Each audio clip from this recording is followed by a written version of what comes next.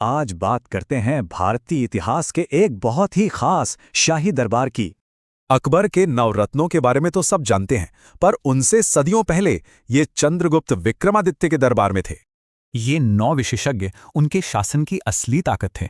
तो चलिए एक एक कर इन सबसे मिलते हैं।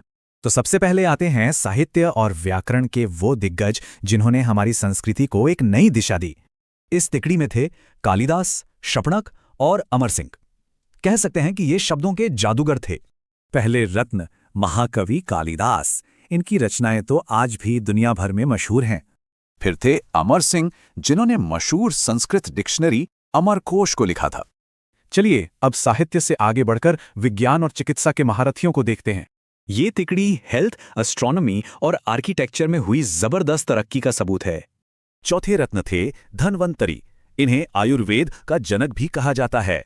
इनके साथ थे महान एस्ट्रोनॉमर वराहमिहिर, जिन्होंने ग्रहों के ज्ञान को और आगे बढ़ाया।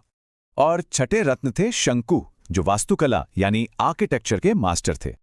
और अब देखते हैं आखिरी समूह को, जिसमें रणनीति, जादू और व्याकरण के एक्सपर्ट्स थे।